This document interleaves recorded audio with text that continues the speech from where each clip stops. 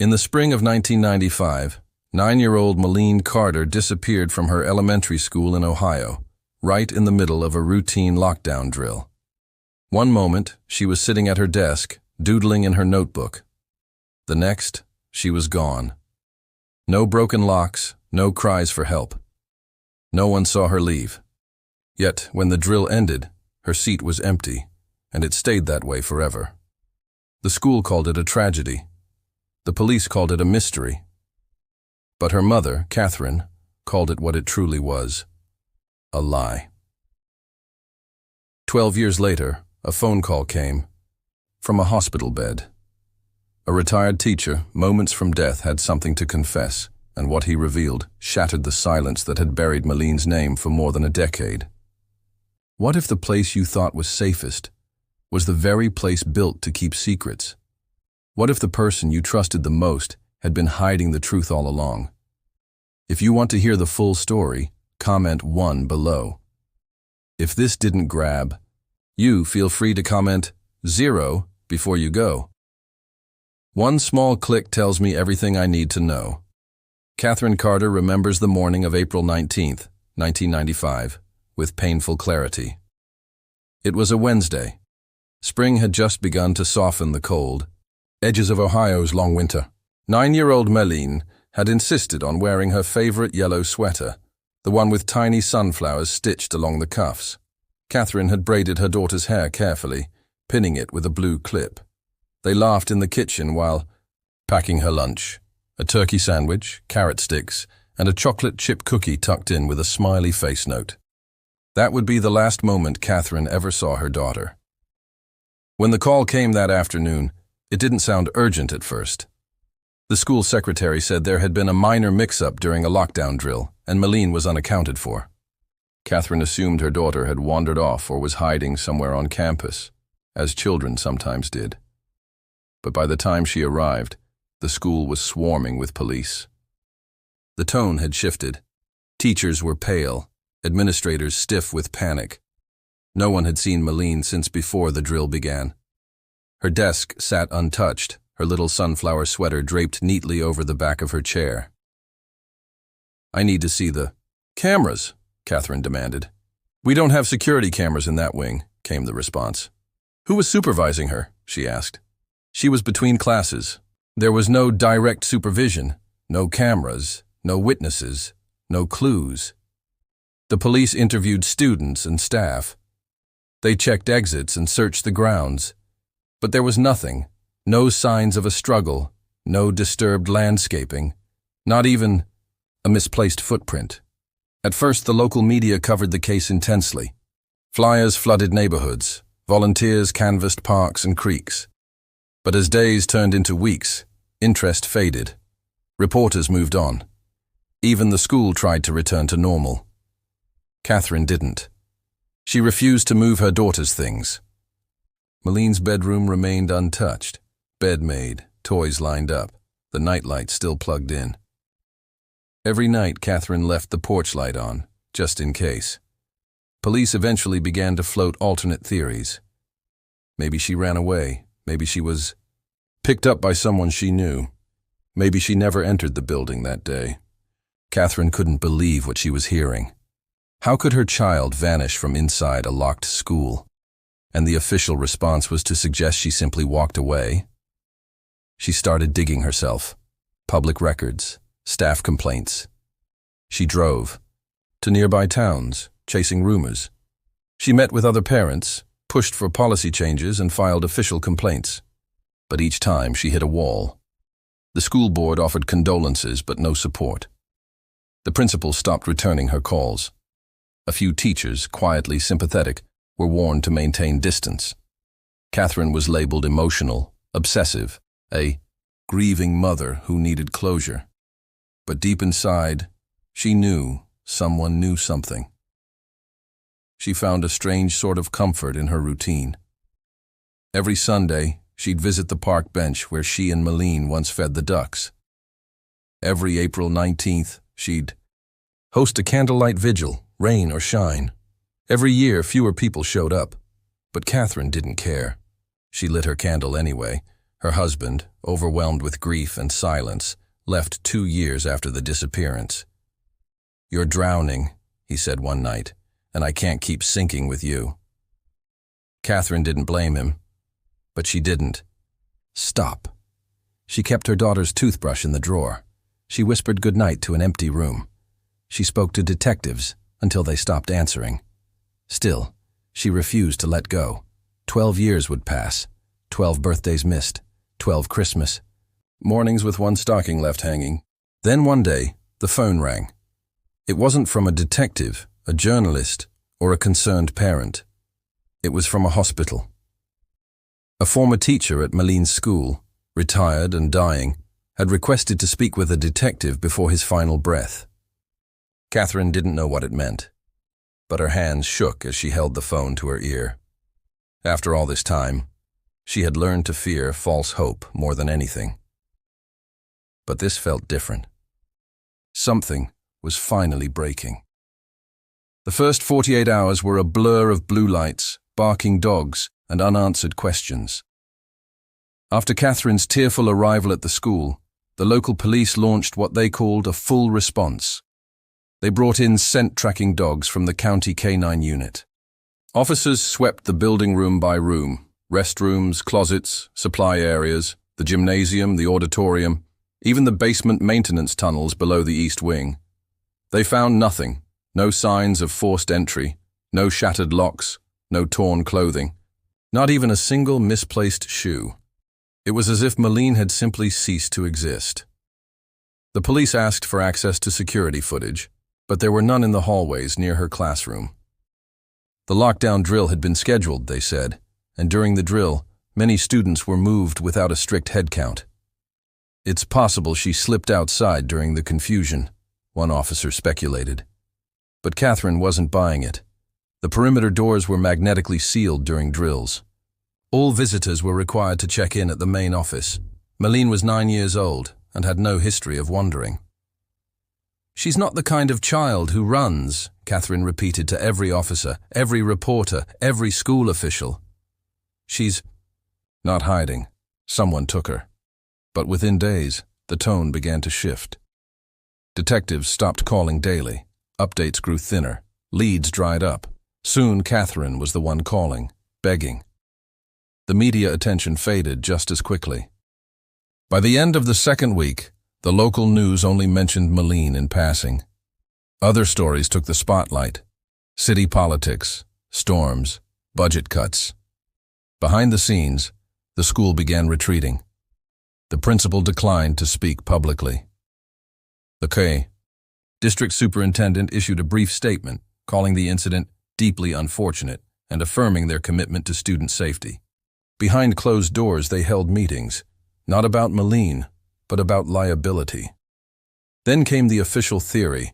Perhaps Maline left the school grounds on her own. It was a gut punch to Catherine.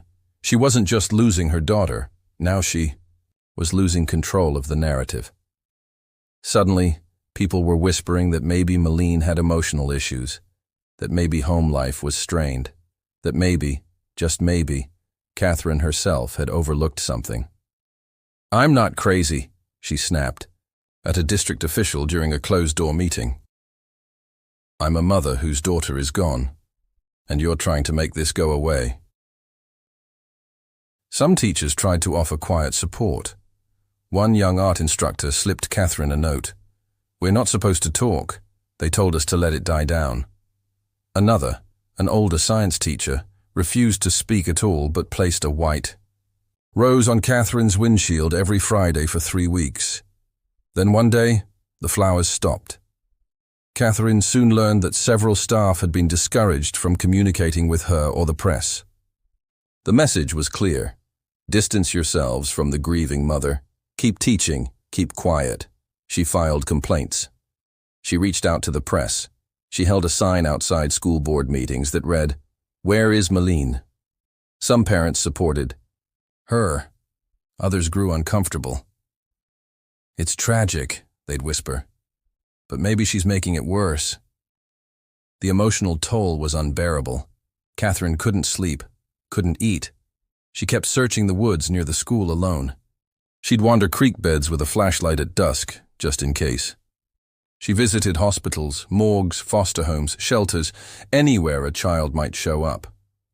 She started to carry Malene's photo in her wallet, creased and faded, but always within reach. The police told her to be patient, but patience began to feel like surrender.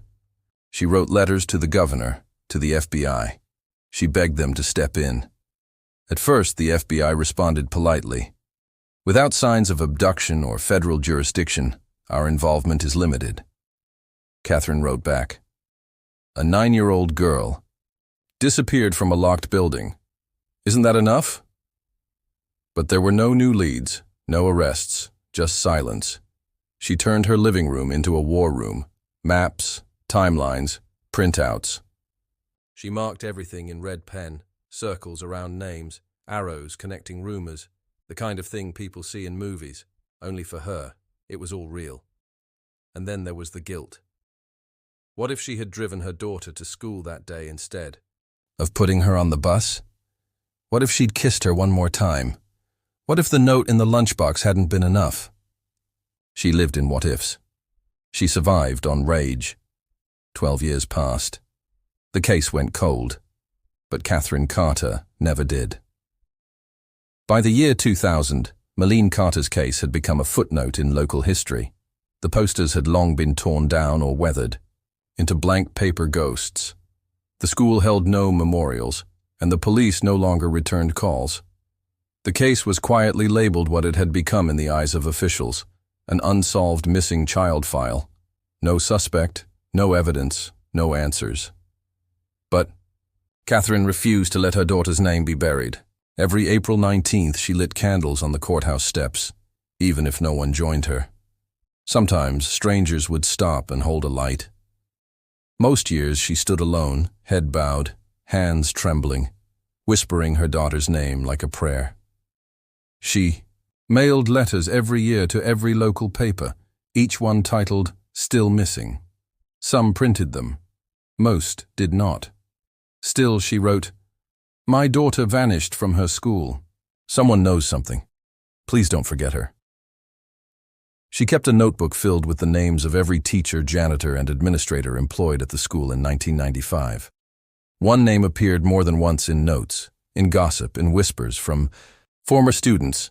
Harold Vance, the physical education teacher. He was the one who ran drills, the one who kept keys to every utility room, the one who had access to the supply sheds behind the school, the ones rarely checked. In 2001, a former student, 16 at the time, reached out anonymously through a letter. "I remember a teacher taking Malene by the arm during the lockdown. I thought it was normal, but something about it felt off. He didn't take her toward the gym. He took her toward the maintenance hall." Catherine was stunned. She brought the letter to the police, but they shrugged. "Anonymous. No signature. No way to verify," they said. "Could be a prank." She pushed harder, begged for them to question Harold Vance again. But by then, Vance had taken early retirement. He'd moved 2 counties away, started working at a private school. Clean record, nothing to charge him with. Still, the whispers began to grow. Parents remembered odd things, offhand comments Vance made, his tendency to work late hours, his access to restricted areas. One teacher recalled an incident where he had been reprimanded for being alone with a student in the storage room, though no formal complaint had been filed. But suspicion wasn't enough. No student ever came forward publicly. No staff dared speak on the record. And the administration circled its wagons, fearing liability more than justice. The worst part was the silence. Catherine felt it in grocery store aisles, at church, on sidewalks.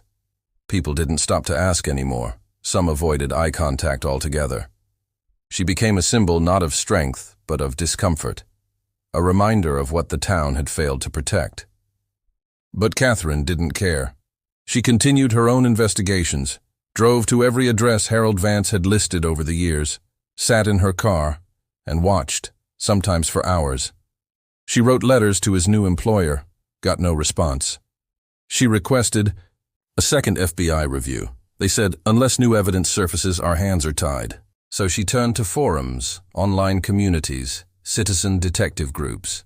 She posted photos, old articles, the anonymous letter. While some responded with support, others called her obsessed, a grieving mother stuck in the past. One commenter wrote, "They didn't know the truth because Catherine could still see her daughter's face as clearly as the morning she vanished." She remembered the yellow sweater, the blue clip, the way she smiled with her eyes. Some truths don't fade with time, they sharpen. And Catherine knew someone had taken Malene, and someone was still hiding.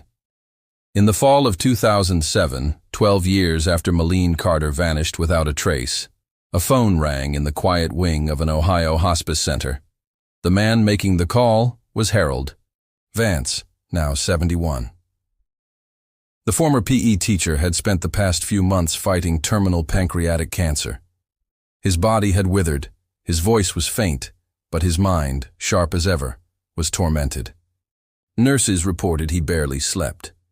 He mumbled in his sleep, often stared at the ceiling, whispering apologies to someone who wasn't there. On a gray October morning, with the sun barely piercing through the blinds, he asked to speak to a detective. "I need to confess," he said, "before I go." What followed would send a chill through everyone who had ever set foot inside that school. Harold admitted that on the morning of April 19, 1995, he had approached Malene Carter during the lockdown drill. He told her she needed to follow him for safety. She obeyed, 9 years old, trusting, unaware of anything but school rules. He led her to the back of the gymnasium, where a supply room used for athletic gear and old mats was tucked behind a double door. The space was small, poorly lit, and partially soundproofed to keep noise from echoing into the gym. There, according to Harold, something went wrong. She started to panic. She realized we weren't headed where everyone else was, he told police. She screamed. He claimed he tried to quiet her, panicked, not thinking straight. "I just needed her to be quiet for a moment. I didn't mean for it to happen, but it did." She passed out, and she never woke up. Whether from fear, trauma, or lack of oxygen, Harold never said with certainty. But the outcome was final, and instead of calling for help, instead of telling the truth, he did the unthinkable. He hid her. He wrapped Malene's small body in a gym mat and waited until nightfall. When the school was empty, he pried open a section of the storage room wall that had recently been under renovation. He pushed her inside, behind the padding and insulation, then sealed it with fresh concrete.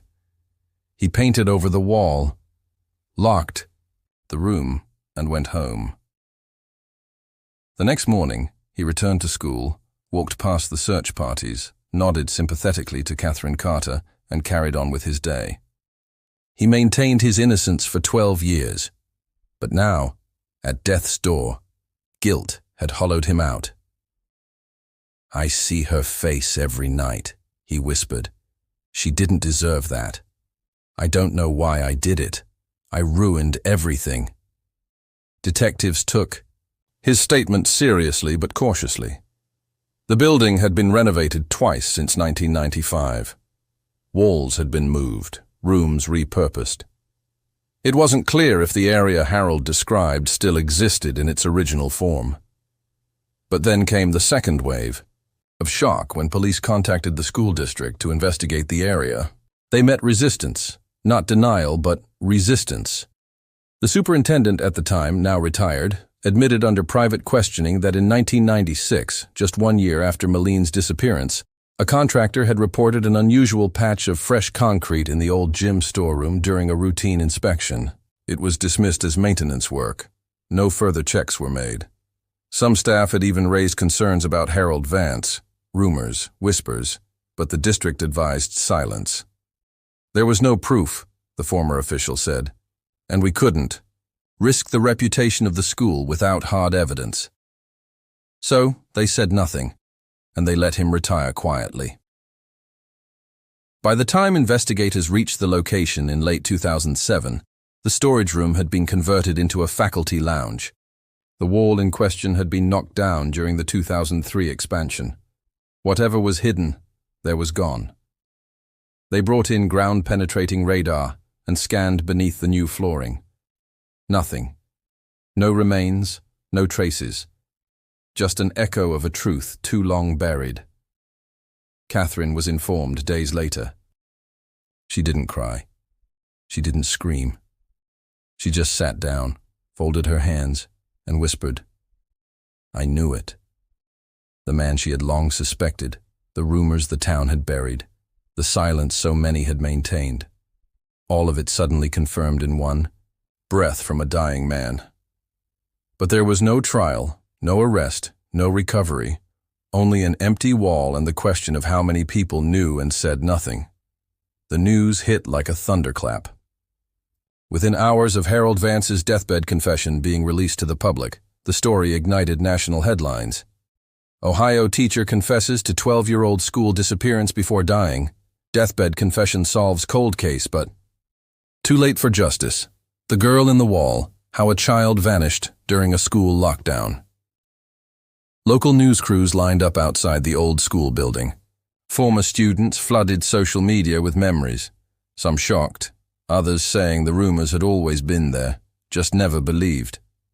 Talk shows picked it up.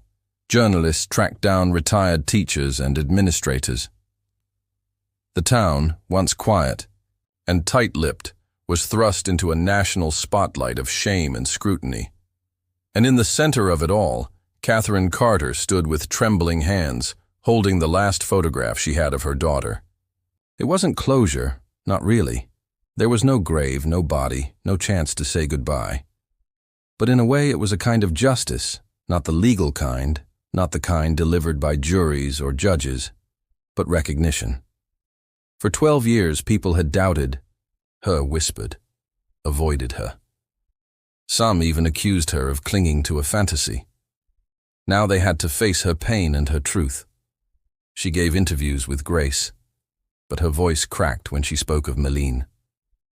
She was smart and kind and funny, and she trusted her teacher. She thought he was leading her to safety, but he wasn't. The district scrambled to respond. They issued an official statement filled with corporate remorse and legal caution. "We are deeply saddened by the revelations regarding former employee Harold Vance. At the time of the incident, all appropriate procedures were followed to the E. Best of our knowledge, we express our condolences to the Carter family." But it wasn't enough. Not for Catherine, not for the parents who had once sent their children into those same hallways, not for the former students who had grown up carrying a secret unease about Vance and now wondered what more they might have seen. Within weeks, a class-action lawsuit was filed by several families, including Catherine's. They sued the school district for gross negligence, obstruction of justice, and intentional suppression of safety violations. The problem was, most of the individuals responsible were gone. The superintendent who ignored the contractor's warning in 1996 had passed away in 2004. The principal had retired to Florida. Several teachers had moved away, changed names, or declined to speak. There was no trial, no charges. The civil case dragged on for years, and eventually a modest settlement was reached. No admission of guilt, just money and silence. But the town itself was never the same. The school underwent a full renovation and was eventually renamed. The gym was demolished. A memorial plaque was quietly placed in the front garden, but without Catherine's involvement. She called it an insult in stone. Town meetings grew tense. Parents demanded transparency. How could a child disappear inside a school? How many warnings were ignored? Who else knew and said nothing? The painful truth began to emerge. This wasn't just about one man's monstrous act. It was about a culture of silence, a system more concerned with its reputation than with a child's life. Former teachers admitted they'd had suspicions but feared losing their jobs. One even confessed that the district had circulated internal memos instructing staff to minimize the incident and redirect conversations toward safety improvements. It wasn't just a failure of one person. It was a collective failure, a betrayal of trust on every level. In churches, diners, and school parking lots, people whispered, "If they hid this, what else have they hidden? Who paid the price so others could stay clean?" The ripple effect stretched beyond the town. Other schools across the country began reviewing their security policies, especially during lockdown drills. Training programs were revised. Some states introduced new laws requiring third-party investigations in any case of on-campus disappearances. And Catherine, she never stopped speaking. She attended conferences on child safety. She met with lawmakers. She told Malene's story in hopes that no other mother would have to live with the same agony. "My daughter died in a school she trusted," she said during a televised interview. "And it took 12 years and one dying man's guilt for the truth to come out. Ask yourself, how many secrets are still buried in walls we've stopped looking at?" After the media storm faded and the courtrooms grew quiet, Catherine Carter turned her grief into something else, something powerful. She founded a non-profit organization in her daughter's name, the Justice for Malene Foundation. Its mission was clear: to support families of missing children, especially those whose cases involved schools, institutions, or closed-door silence. But its deeper goal was to force those institutions into accountability, to break the culture of fear that kept too many truths buried for too long. Within a year, the Foundation's hotline received dozens of anonymous tips. Most led nowhere, but some didn't. In Michigan, a mother came forward about her son's disappearance during a fire drill in 1993. Another case the school chalked up to a runaway. In Arkansas, a janitor described finding a child's shoe behind a sealed wall during renovations at a former middle school. No one ever explained how it got there. In Texas, a former teacher revealed she had been silenced after raising concerns about a staff member frequently taking girls out of class during emergency procedures. Catherine read every letter. She called every family. She showed up when they needed her because she knew what it was like to scream into silence, and she knew what it felt like when the silence finally cracked. In 2008, after months of legal wrangling and structural surveys, what remained of Malene's body was exhumed from beneath the old gymnasium floor. Forensics confirmed what Harold Vance had said: the location, the manner of concealment, and the approximate time of death all aligned. There was no mystery left, just tragedy. But for Catherine, the act of reclaiming her daughter's remains, after 12 years of fighting to even have her death acknowledged, was a sacred moment. Malene was buried in a quiet cemetery beside a tree that Catherine used to take her daughter to for weekend picnics. The headstone read, "Malene Grace Carter, loved, missed, believed." Hundreds attended the ceremony. Some were former classmates, now in their 20s. Some were strangers who had followed the story and felt its weight. Some were mothers who had once whispered, "It could have been my child." At the service, Catherine stood with a calm fierceness that only time and truth could forge. "My daughter was not forgotten," she said, "but she was hidden from me, from the world, and from justice. And I will never stop asking why it took so long for someone to finally tell the truth." She paused, then added, "I ask one more thing. How many other children were hidden just like her in places we thought were safe?" That question haunted the room, and it lingered far beyond the walls of that chapel. Over the next few years, the Justice for Malene movement gained momentum. It inspired documentaries, investigative podcasts, and even legislative proposals. Some states introduced mandatory independent review laws requiring third-party oversight for any missing child case involving public institutions. Teachers and staff began speaking more openly about past wrongs, and the shame that once silenced people began to dissolve, replaced slowly by the courage to confront the past. Still, not everyone welcomed the change. Some former school officials pushed back, accusing Catherine of stirring up old wounds. But she didn't care. She had found her purpose, and it bore her daughter's name. By 2010, the foundation had helped reopen 11 cold cases.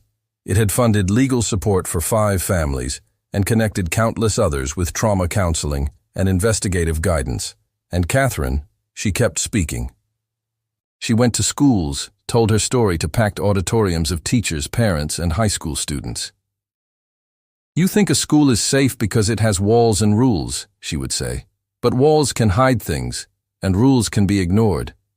She would show them Maline's photograph, the one from the morning she disappeared. Yellow sweater, blue clip, half smile. Then she'd lower her voice and ask, "If this were your daughter, would you still trust silence?" And always, at the end of each talk, she asked the same question. How many more Malines are out there waiting to be found? Malene Carter's disappearance was a tragedy. But the real horror wasn't just what happened to her. It was how long it was allowed to remain hidden. For 12 years, her cries were buried behind walls, not just of concrete, but of denial, of silence, of fear. She wasn't failed because no one heard her. She was failed because those who might have heard chose not to listen. This story isn't just about a little girl who vanished during a school lockdown. It's about the systems that prioritize reputation over responsibility. It's about how the fear of scandal becomes more powerful than the duty to protect. And it's a reminder for all of us. If you work with children, raise one, know one, look closer, listen deeper, speak up sooner. Because the cost of silence isn't just pain. It's the loss of lives that might have been saved if only someone had dared to ask what really happened. And if you're still here reading, thank you. You are now part of the voice that breaks that silence. Never forget Malene. Never let it happen again.